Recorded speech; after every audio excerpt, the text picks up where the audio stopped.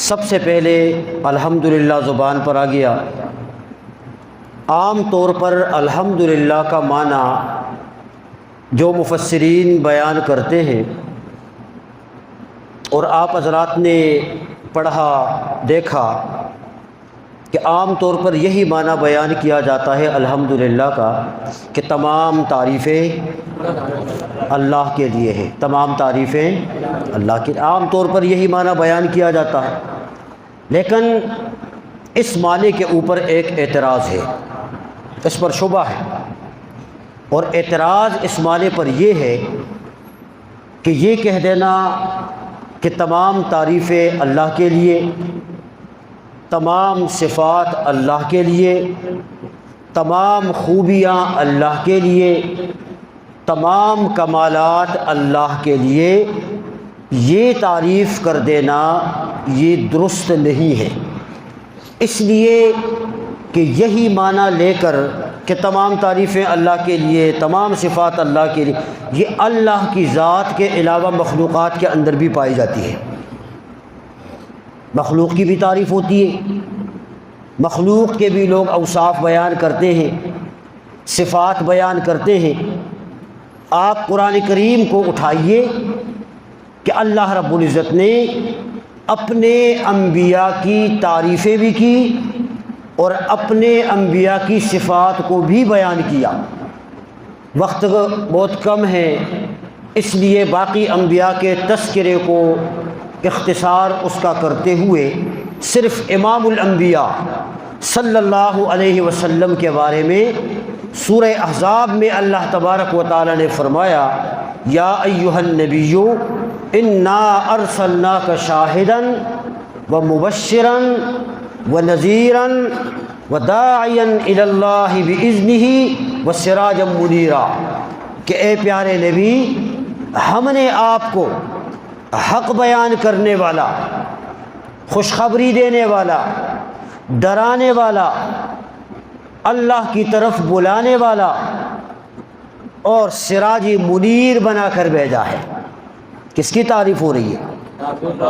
کس کی ہو رہی ہے؟ اللہ کے رسول کی تعریف بیان ہو رہی۔ سورہ توبہ میں اللہ نے فرمایا وَبِالْمُؤْمِنِينَ رَءُوفٌ الرَّحِيمٌ، کہ اللہ کا پیارا نبی مومنوں کے لیے شفقت کرنے والا ہے، مہربانی کرنے والا ہے۔ صفت کس کی بیان ہو رہی ہے؟ رسول پاک کی بیان ہو رہی ہے، تعریف پیغمبر کی۔ کہیں آپ کے پیارے صحابہ کی تعریفیں قرآن کرتا ہے، اولئک ھم المفلحون، اولئک ھم المتقون، اولئک ھم الصادقون، اولئک ھم الراشدون، اولئک ھم المؤمنون حقا وکلا وعد اللہ الحسنی رضی اللہ عنہم ورضوا عنہ۔ تعریف کس کی بیان ہو رہی ہے؟ صحابہ کی ہو رہی ہے۔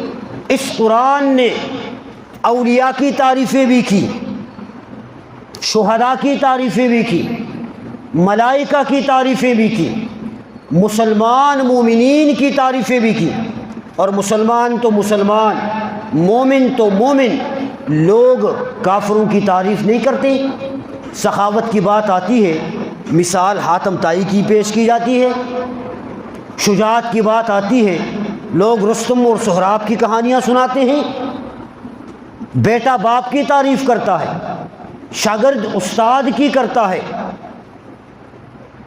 مرید اپنے مرشد کی کرتا ہے، نہیں کرتے؟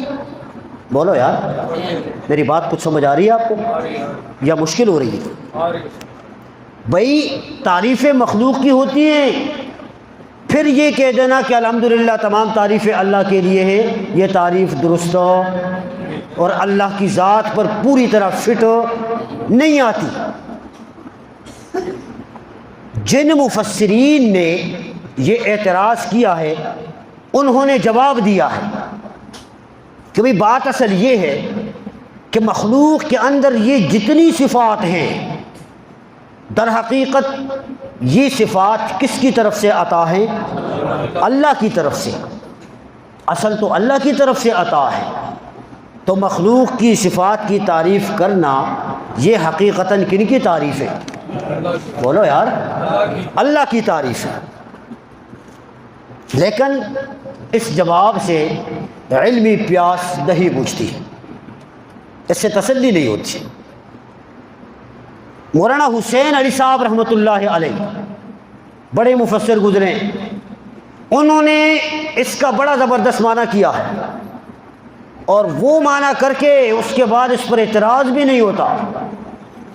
انہوں نے فرمایا کہ الحمدللہ تمام تعریفیں اللہ کے لیے ہیں، ان تعریفوں سے مراد، ان صفات سے مراد اللہ کی صفات الوہیت ہے اور اللہ کی صفات معبودیت ہے، کہ الوہیت کی اور معبودیت کی جو صفتیں ہیں، یہ صفتیں ساری کی ساری کن کے لیے ہیں؟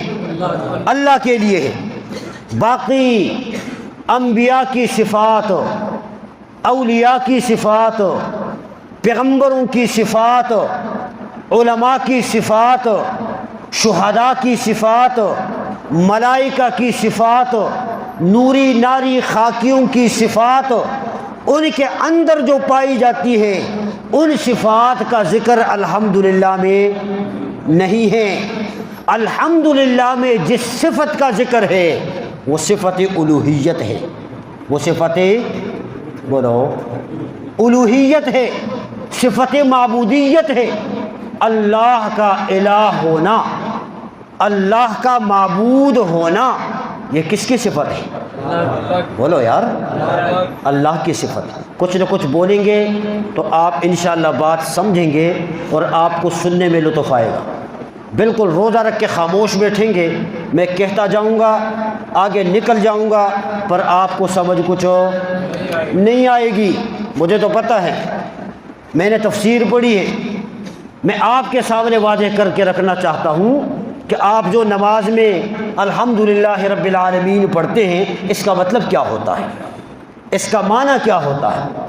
کلاسوں میں ہم پڑھتے پڑھاتے ہیں، طلباء علماء پڑھتے پڑھاتے ہیں، انہیں سب پتہ ہے، لیکن آپ لوگوں کو اس طرح محفلوں میں اور مجلسوں میں سننے کا موقع نہیں ملتا۔ کہانیاں سننے کا بڑا موقع مل جاتا ہے، موضوع روایات سننے سنانے کا بڑا موقع مل جاتا ہے، لیکن اللہ کے قرآن سننے کا موقع نہیں ملتا، بہت کم ملتا ہے۔ اس لیے میں چاہتا ہوں کہ میں اللہ کے قرآن سے اس کی تفسیر کروں، آپ ہمتاً میری طرف متوجہ رہیں۔ توجہ ہے آپ کی؟ سب کی توجہ ہے؟ تو اس سے مراد صفات الوہیت ہے اور صفات معبودیت ہے۔ اب الحمدللہ کا معنی کیا ہوگا؟ اب الحمدللہ کا معنی یہ ہوگا کہ ایک نمازی باوضو ہو کر قبلہ رخ کھڑے ہو کر وہ اللہ کے ساتھ یہ وعدہ کرتا ہے، یہ اقرار کرتا ہے کہ مولا میں اقرار کرتا ہوں، میں وعدہ کرتا ہوں کہ صفات الوہیت اور صفات معبودیت میں نہ کسی پیغمبر میں مانوں گا، نہ کسی نبی میں مانوں گا، نہ کسی صحابی میں مانوں گا، نہ کسی ولی میں مانوں گا، نہ کسی پیر فقیر میں مانوں گا، نہ کسی نوری ناری خاکی میں مانوں گا، نہ صفات معبودیت کسی زندے میں مانوں گا، نہ کسی مردے میں مانوں گا۔ اگر صفات الوہیت اور صفات معبودیت میں مانوں گا تو صرف تجھ ہی میں مانوں گا۔ یہ کس کا معنی ہے؟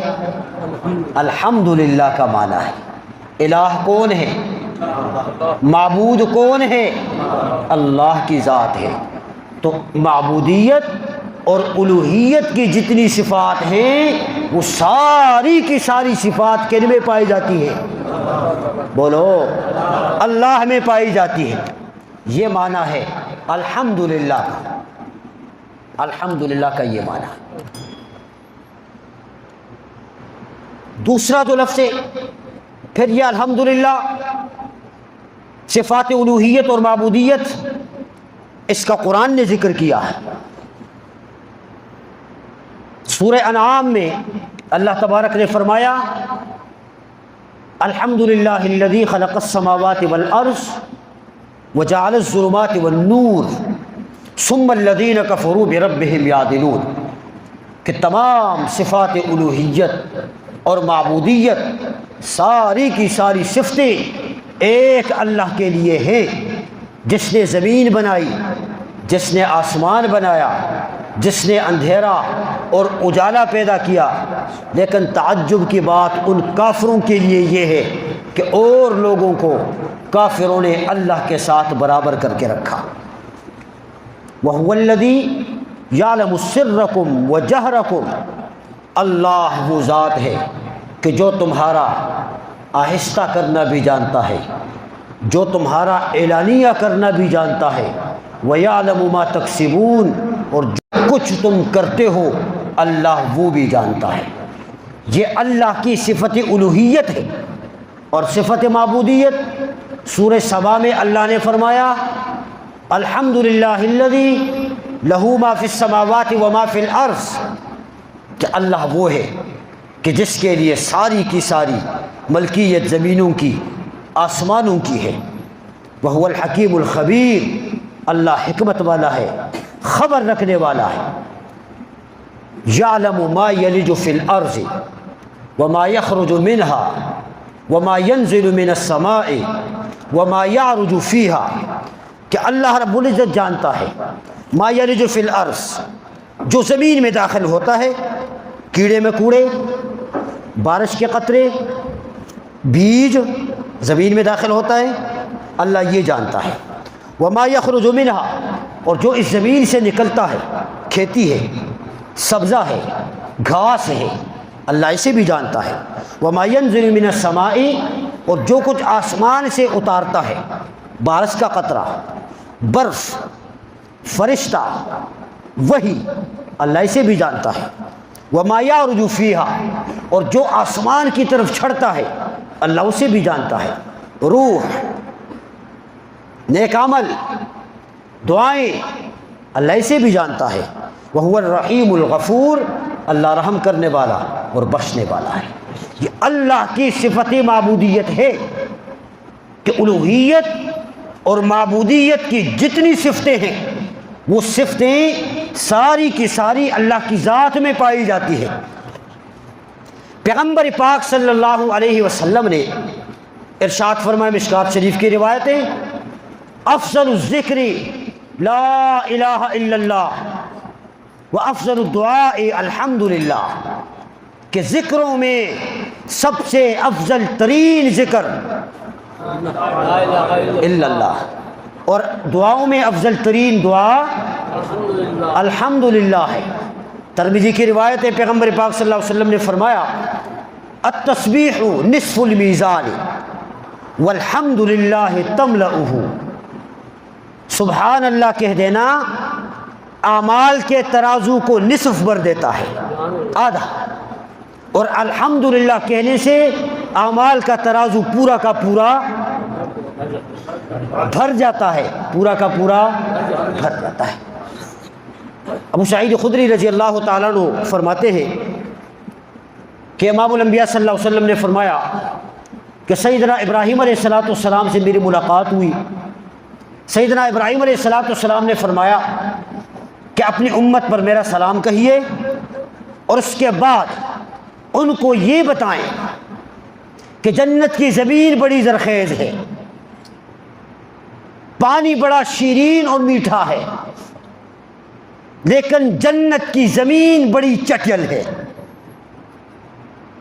وَإِنَّ غِرَاسَهَا سبحان اللہ والحمد للہ ولا الہ الا اللہ اللہ اکبر۔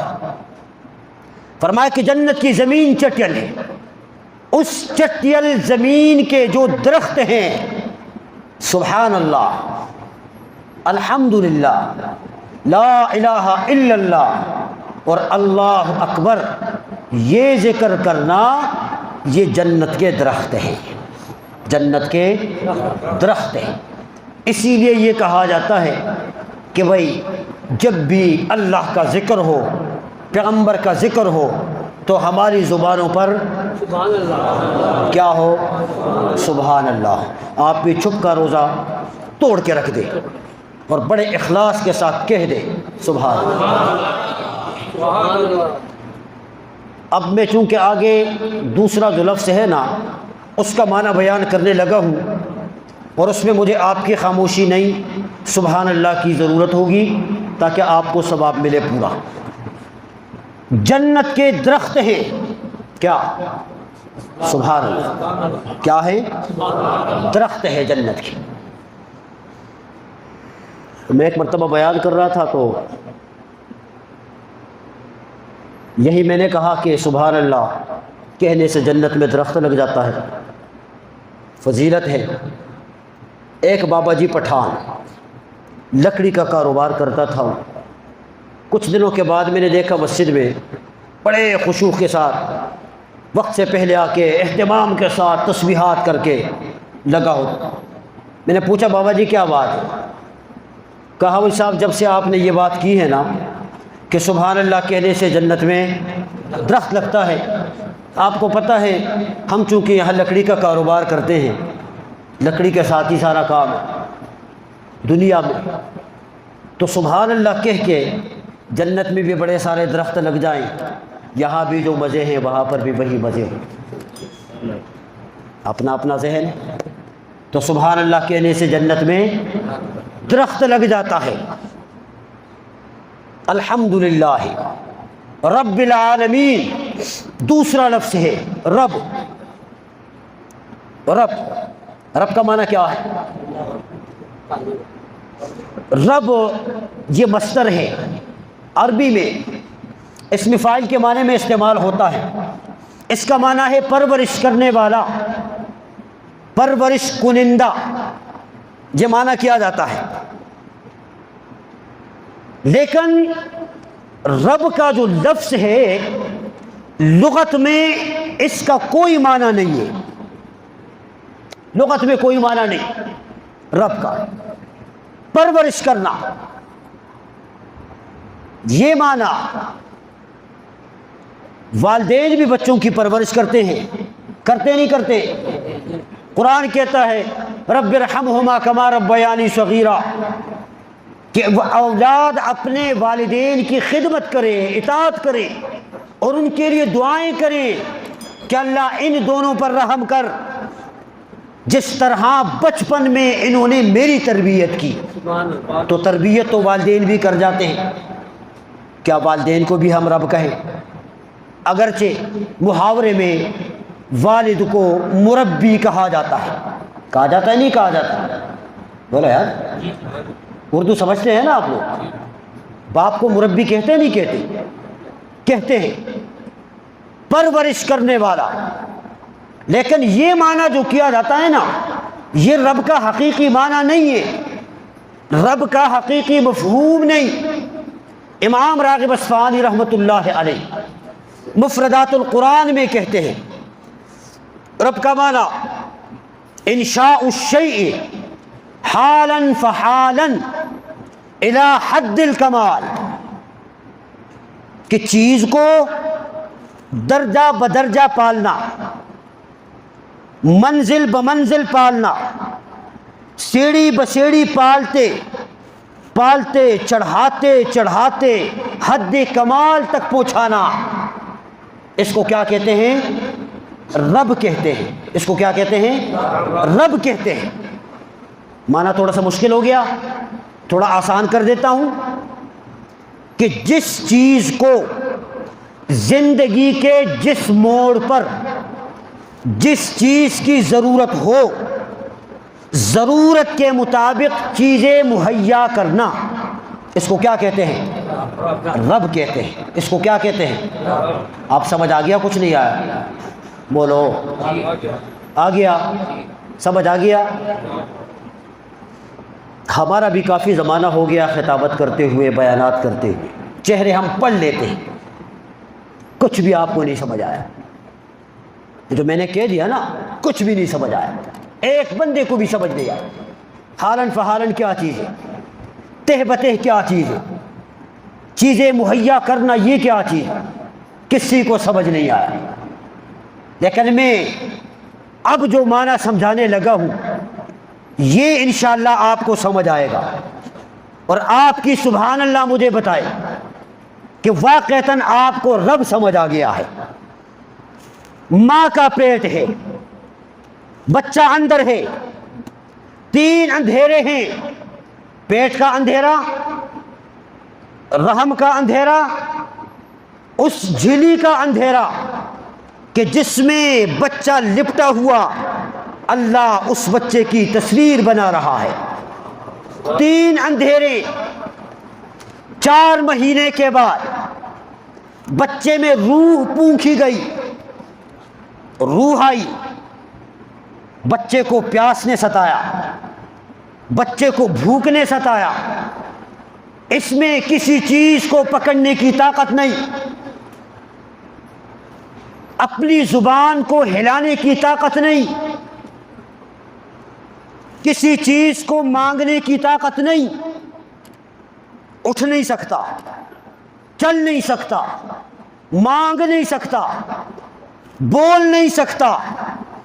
ارے وہ ذات کہ جو پیٹ کے 3 اندھیروں میں اس بچے کی رمزیں سمجھ کر، اس بچے کی رمزیں سمجھ کر ماں کے گندے خون کو ناف کے ذریعے سے اس کی خوراک بنا دے، اسے رب کہتے ہیں۔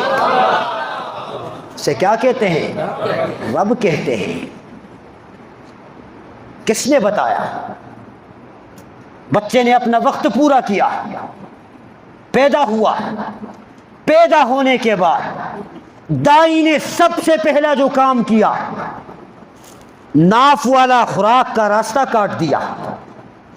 اب جب راستہ کاٹا نا، بچے نے رونا شروع کیا، رو رہا ہے، خاندان والے ہنس رہے ہیں، بچہ روتا ہے، باپ ہنستا ہے، بچہ روتا ہے، دادا ہنستا ہے، نانا ہنستا ہے، بھائی ہنستا ہے، چچا ہنستا ہے، رو رہا ہے بچہ۔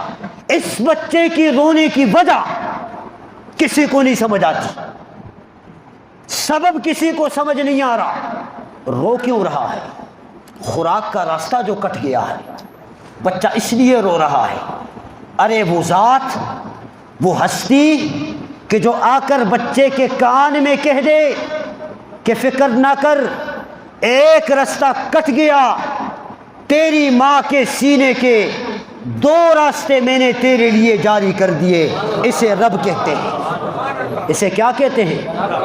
رب کہتے ہیں۔ یہ رب ہے، یہ رب ہے،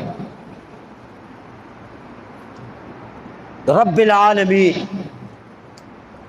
آخری حرف کیا ہے؟ العالمین۔ عالمین عالم کی جمع ہے، عالم کا معنی ہوتا ہے جہان۔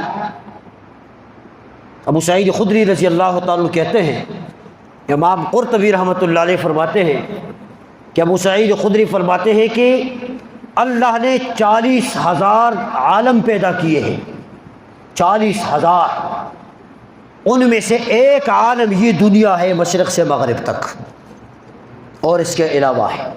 اللہ کی قدرت کا اندازہ لگائیے آپ۔ عالمین عالم سے، عالم کا معنی ہوتا ہے جھنڈا، جھنڈا، اس کو عالم کہتے ہیں۔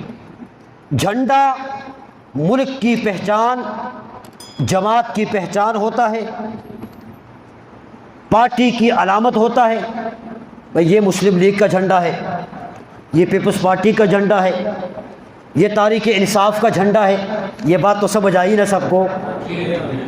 یہ سمجھ آئی نہیں آئی؟ ہاں، یہ سمجھانے کے لیے میں نے کہہ دیا کہ جھنڈا نشانی اور علامت ہے کہ جھنڈے کی وجہ سے اس چیز کے وجود پر دلیل دی جاتی ہے۔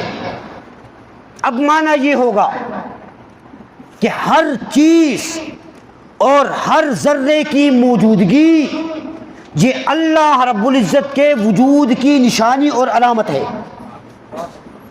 کائنات میں جتنی چیزیں ہیں، جتنے ذرے ہیں، ہر ذرہ، ہر چیز ان کا موجود ہونا یہ اللہ کی ذات کے وجود پر دلیل اور نشانی ہے۔ ایک صوفی کا قول ہے اور آپ کو بات سمجھ آئے گی۔ صوفی کہتا ہے، یہ جانتے ہیں آپ، بیج جب زمین میں ڈالتے ہیں زمین سے ایک کوبل نکلتی ہے، ایک انگوری نکلتی ہے، دیکھیے آپ نے، بولو یار، دیکھیے نا جو زمیندار لوگ ہیں، کومپل زمین سے نکلتے ہوئے کبھی آپ نے وہ کومپل دیکھی ہے؟ لوہے کی طرح سخت ہوتی ہے، لوہے کی طرح سخت ہوتی ہے وہ کومپل، لوہے کی طرح سخت ہوتی ہے، نرم ہوتی ہے، انتہائی نرم ہوتی ہے، آپ پھونک مار دیں اس کا رخ تبدیل ہو جائے۔ لیکن زمین کا سخت سینہ چیر کر وہ کومپل باہر نکلتی ہے۔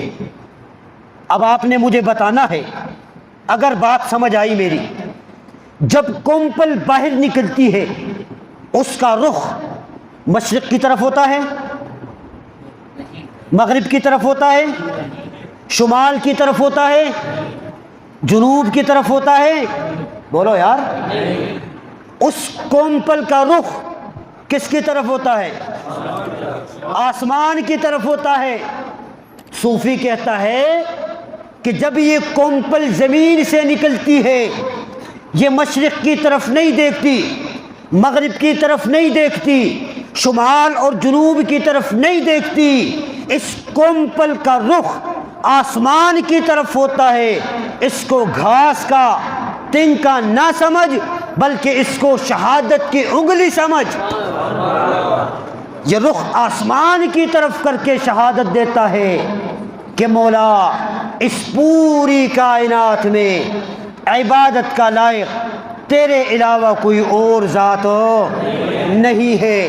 ففی کل شیء لہ آیۃ تدل علی انہ واحد، ہر ذرہ، ہر چیز، وہ چھوٹی ہے، وہ بڑی ہے، وہ ہر چیز اللہ کے وجود پر نشانی اور علامت ہے۔ یہ معنی ہے کس کا؟